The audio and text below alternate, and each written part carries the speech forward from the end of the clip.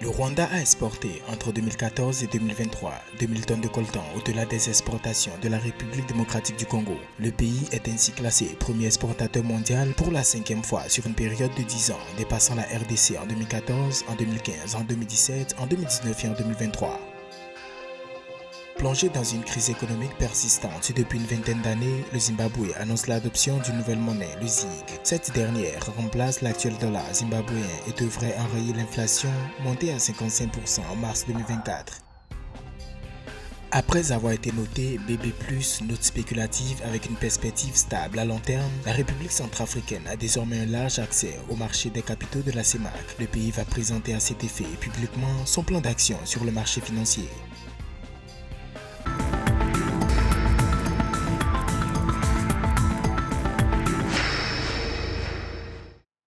En 2023, le Rwanda a été classé premier exportateur mondial de coltan en 10 ans, totalisant avec la République démocratique du Congo 32 702 tonnes d'exportation. Les exportations ont atteint 1918 tonnes en 2023 contre 2110 pour le Rwanda, les données indiquant que c'est la 5e fois depuis 2014 que le Rwanda exporte plus de coltan que son voisin congolais. Et donc aujourd'hui, malgré les grandes réserves dont dispose la RDC, ce pays est visiblement impacté par les difficultés en investissement, les difficultés à rénover son matériel, les difficultés d'acquisition des intrants.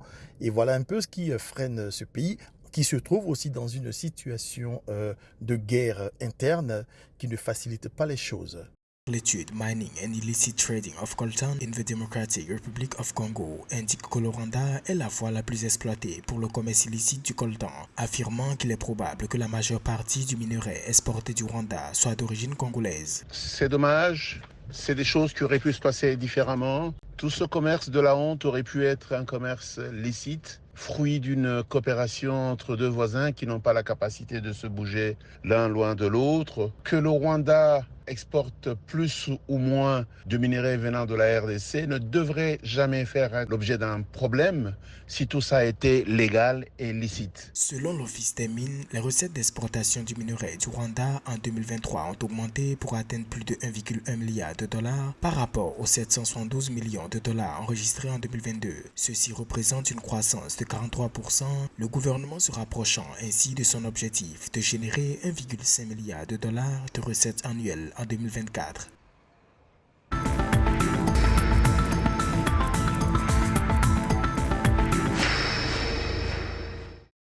La Banque centrale du Zimbabwe a annoncé le 6 avril 2024 l'adoption d'une nouvelle monnaie appelée Zimbabwe Gold ZiG pour remplacer le dollar zimbabwéen. L'objectif étant de stabiliser l'économie face à une inflation persistante, cette nouvelle monnaie est adossée à un panier de devises et à des métaux précieux comme l'or. Rappelons que la tendance inflationniste a atteint des niveaux très élevés ces dernières années avec une récente baisse à 55% en mars 2024.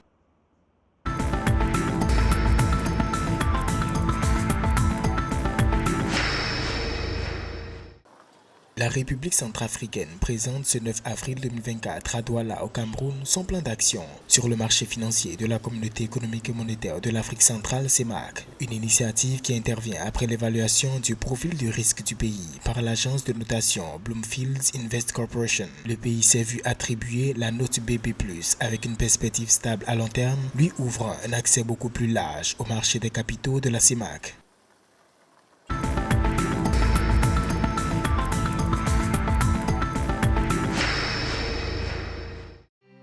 13,680 milliards de francs CFA seront versés aux actionnaires de la BOA Côte d'Ivoire le 29 avril 2024 au titre de dividendes et retours sur investissement de l'exercice 2023. Selon la Bourse régionale des valeurs mobilières BRVM, où est coté cet établissement bancaire, les investisseurs ont donc la possibilité d'acquérir encore des actions BOA Côte d'Ivoire sur la base des états financiers établis par la direction. Le résultat net 2023 s'est accru de 30% à 26,075 milliards de francs CFA contre 20,069 milliards en 2022.